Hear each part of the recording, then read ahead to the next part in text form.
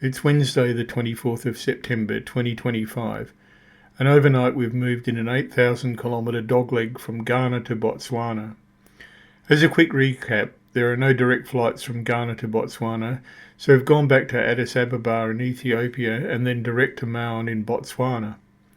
Maun is such a popular destination that you don't have to go via Botswana's capital, Gaberone, which is sort of a shame. So what's the attraction at Maun? The Okavango Delta.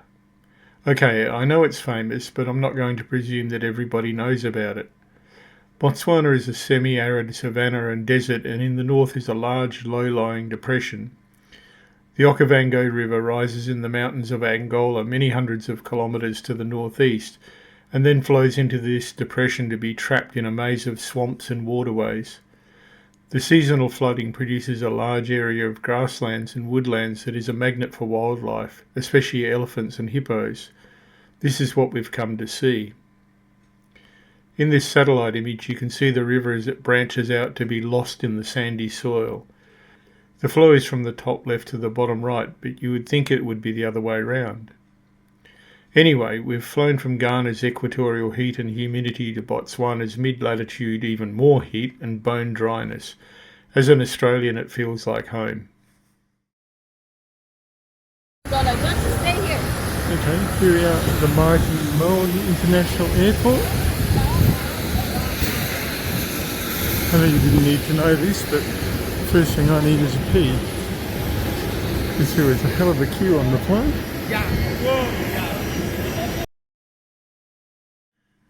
First order of business is to pick up our car. We met at the airport and driven out to the hire car depot to do all the paperwork, familiarisations, etc. So what's the chariot for this trip? A Hilux again. They're sturdy and reliable, and they're everywhere in southern Africa. If we have a problem, there are lots of places that can fix it. They're also fairly economical with the 2.4 litre Africa spec diesel. We could have got a Land Cruiser which has better dust sealing in the back, but I know how to drive a Hilux and it's cheaper. This one is almost brand new and will turn out to be a much nicer vehicle than the older one we had in Namibia. Look at that, we've been here like on our way to our first accommodation and somebody gets to do gate babe. There's somebody coming, I think, to do the gate. Is he gonna?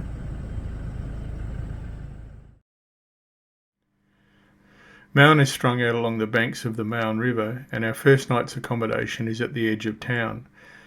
We have things to do, but we're tired from the flight, so we head out there to have the afternoon off. Phone, SIM cards, etc. can wait until the morning. It's a small place, family run. As usual, it's neat and tidy with some great metal sculptures around the grounds. We find the bar, and luckily the owners are ex-backpackers and they've been to Australia, so we can get an Aussie-style iced coffee to cool down. Dinner is had and we retire for the night so we can be refreshed for our first full day in Botswana tomorrow.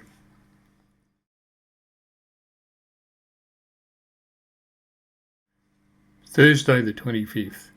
We get up, shower and head back to the restaurant for breakfast. The bird table is a big attraction in the morning cool.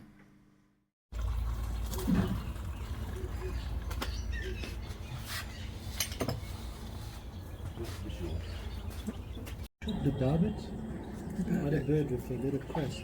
Oh, okay. I don't know. Okay. There were three here this morning, grey. Okay. Big, also hornbills.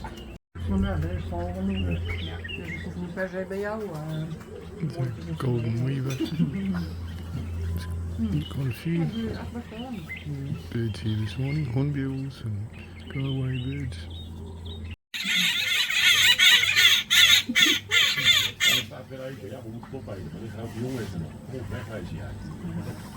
The one eating the apples are crested barbet. These are just make a lot of noise birds.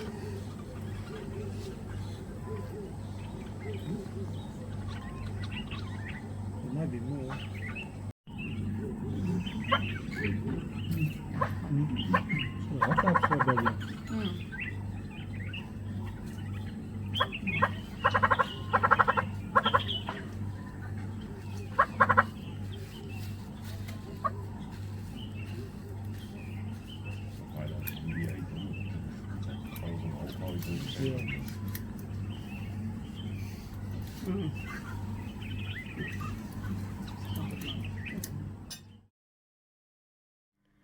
We have a fair drive today of about 325 kilometres up to Guma Lagoon. The roads in Botswana have a bad reputation, so it's not likely to be a fast cruise, even though it's a sealed road pretty much all the way. Oh, and due to budgetary constraints, we're pretty much limited to destinations at the edge of the delta. The accommodation in the core of the delta is expensive and reachable only by boat or plane, so not for us this time round. We've been assured by the people that helped us prepare our itinerary that we're not really going to miss out.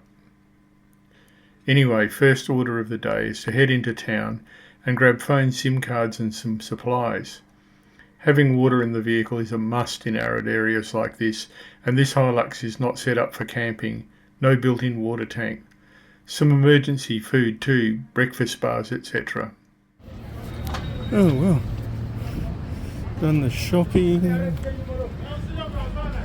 got a local SIM card. That was a bit of an adventure. Had to go to a few different places before we found out where we could get a SIM card from. At least the prices with data and everything here are very reasonable. Try not to get run over. Jumping in the car and heading off to our first destination.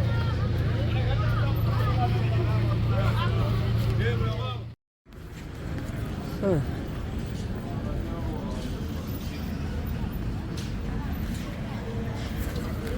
starting to get hot. It's as, unlike Ghana, it's as dry as anything here, which we sort of expected. And we've got it's about 11 o'clock and we've got what Google predicts to be 5 hours to our first, our next day's accommodation, or tonight's accommodation.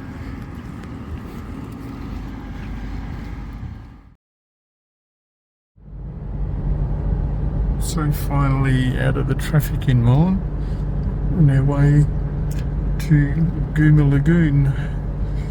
It's a few hundred kilometres, turn off here in 90 kilometres time.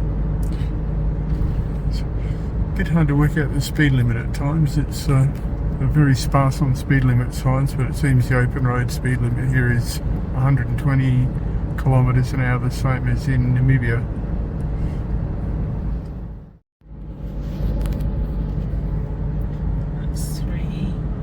So we've had a pretty good run on the road so far, but once we've turned up to head north, still south of Gaberone, but yeah, the road's generally good, but with patches of big potholes in it. You have to watch the edges of the road to see if it's sort of all white and chopped up where the cars have been going around the potholes, and when you see that, slow down before you get there because the potholes are whoppers.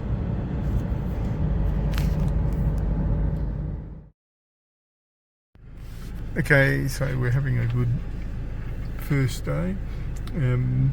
We've followed the signs to the Guma Lagoon camp from the main road, and it leads us to this parking lot sort of thing in the little village of Ethiopia, which is all locked up. And we've tried calling, but the SIM card I got this morning for some reason doesn't allow, says I have insufficient balance for calls. And yeah, so we're going to go back to the main road and look for another way. It turns out that the normal process to get to Guma Lagoon camp is to park in Etsa village, and then they'll send a boat to pick you up. Unfortunately, the water hasn't been high enough to do that for 4 years, and our travel instructions haven't been updated to show that. So we're in Etsa and we need to get the 15 kilometres to Guma Lagoon camp. Bear in mind that I don't have this map data that you're looking at now. The map I do have shows a track going from the main road to another camp just north of Guma Lagoon. I'm going to backtrack to the main road and see if I can get through that way. It turns out that you can't. There's no way to drive from the northern camp to Guma Lagoon. As our GPS track shows, we get part way out and a local farmer stops us and asks where we're going.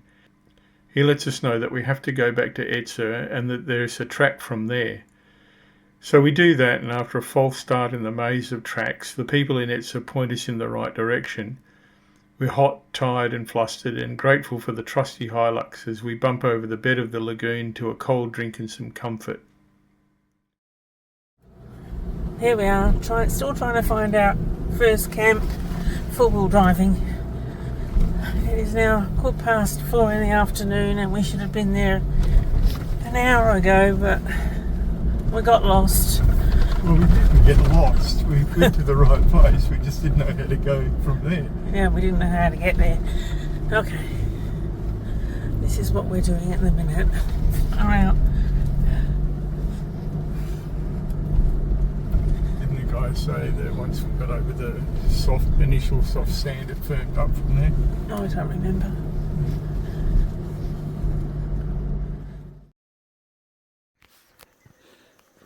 Okay, now for going back and forth and getting somewhat lost and getting ourselves found again, and 15 or 16 kilometres of driving over sandy tracks with little arrows to indicate where you're supposed to go, otherwise we would have got completely lost. Yeah, and it's the right place. And it's true, the camp we were heading for is a compromise to see if we could get here from there is only a few hundred metres away, but you can't drive here from there. I'm just walking back to the car to get some last bits and pieces, grab a couple of drinks, and then have a shower and go to dinner. It's been a long day to do 300 and a bit kilometres. We have a glamping tent on the edge of the lagoon. We love this style of accommodation.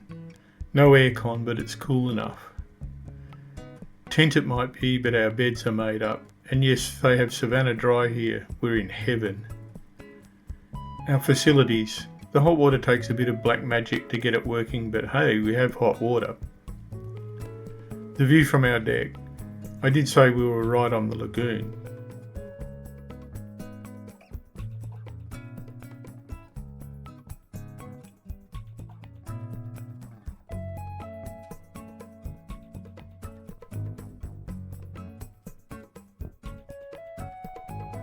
Drinky poos were had. It's good to be here. Shoes off, I don't like hot feet.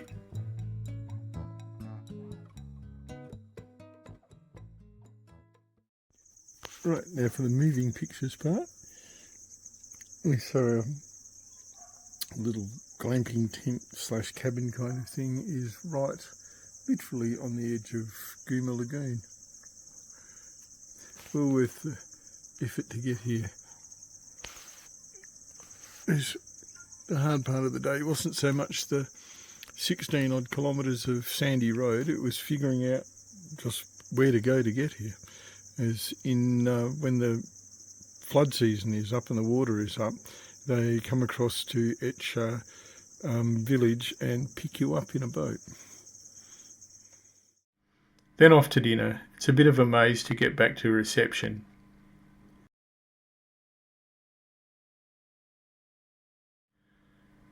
Tomorrow we start the day with more four-wheel drive fun as we head back to Ethiopia and then head north to Duvandu and Shamatu River Lodge. It's only 93 kilometres, so it should be a more relaxed day. We'll have to cross the border into Namibia, our first land border crossing that we've had to do on our own. We have the paperwork for the hire car, so it shouldn't be too much of a problem. Had I known that Guma Lagoon was a fishing haven and that it was a bit of an adventure to get there, then we would have had a full day here. The problem is that we know less about Botswana than we knew about Namibia when we went there, so it's a voyage of discovery.